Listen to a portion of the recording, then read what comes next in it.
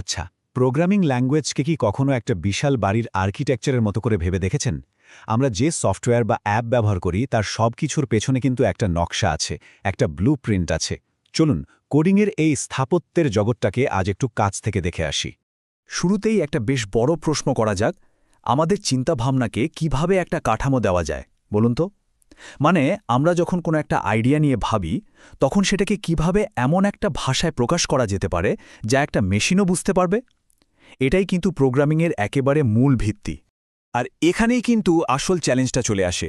মানুষের চিন্তা তো অনেক জটিল, অনেক সূক্ষ্ম, কিন্তু একটা কম্পিউটার কি বোঝে? সে বোঝে শুধু খুব সাধারণ আর কঠোর কিছু নিয়ম। প্রোগ্রামিং ল্যাঙ্গুয়েজগুলো ঠিক একটা সেতুর মতো কাজ করে, আমাদের এই জটিল ভাবনাগুলোকে মেশিনের বোঝার মতো করে সহজ করে দেয়। বেশ, তাহলে একজন আর্কিটেক্ট যেমন একটা বিল্ডিংয়ের নকশা করেন, তেমনি একজন প্রোগ্রামিং ল্যাঙ্গুয়েজ ডিজাইনার ঠিক কি বিষয় মাথায় রাখেন? একটা ভালো ল্যাঙ্গুয়েজের ব্লুপ্রিন্ট তৈরি করতে গেলে কি দেখতে হয়? দেখুন, একটা ভালো প্রোগ্রামিং ল্যাঙ্গুয়েজ ডিজাইন করার সময় মূলত 4টে প্রধান বিষয় দেখা হয়।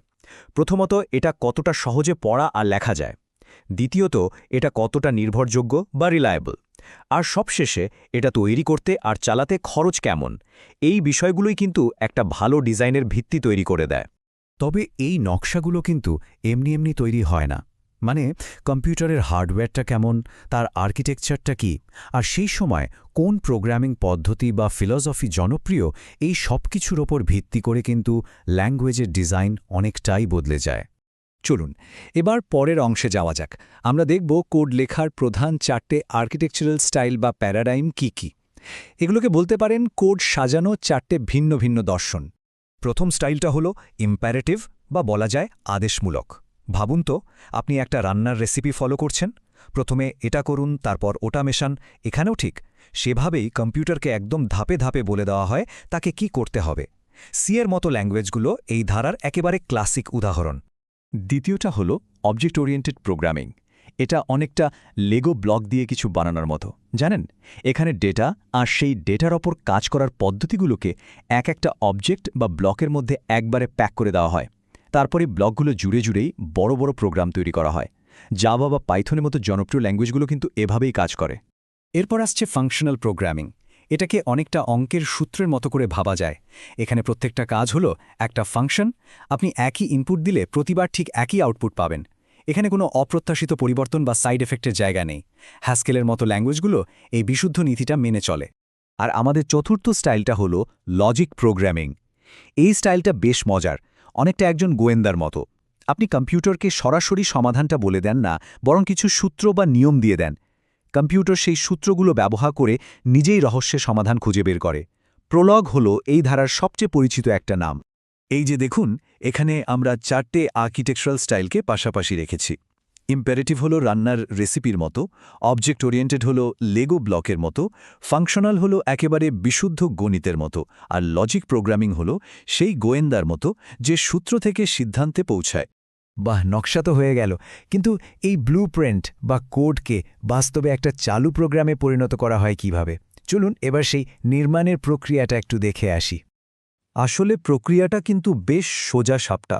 প্রথমে প্রোগ্রামাররা সোর্স কোড লেখেন, যা মানুষ পড়তে পারে। এরপর একটা বিশেষ সিস্টেম সেই কোডটাকে মেশিনের ভাষায় অনুবাদ করে। আর সবশেষে কম্পিউটার সেই অনুবাদ করা কোডটা চালিয়ে প্রোগ্রামটাকে রান করে।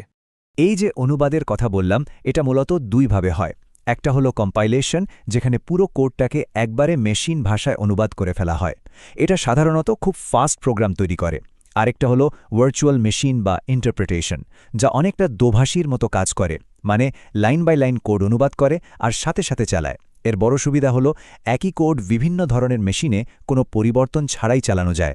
বেশ, আমাদের স্থাপত্য এখন তৈরি, কিন্তু এই ডিজিটাল বিল্ডিংগুলো আসলে কোথায় ব্যবহার করা হয়? মানে এই কোডগুলো কোন ধরনের পরিবেশে কাজ করে? ঠিক যেমন বিভিন্ন ধরনের বিল্ডিং বিভিন্ন কাজে লাগে, তেমনি প্রত্যেকটা প্রোগ্রামিং আর্কিটেকচারেরও কিন্তু নিজস্ব ব্যবহারের জায়গা আছে। কোনো ল্যাঙ্গুয়েজ হয়তো বৈজ্ঞানিক গবেষণার জন্য সেরা, কোনোটা ব্যবসার হিসাব রাখার জন্য, আবার কোনোটা আর্টিফিশিয়াল ইন্টেলিজেন্স বা ওয়েবসাইট বানানোর জন্য বিশেষভাবে তৈরি।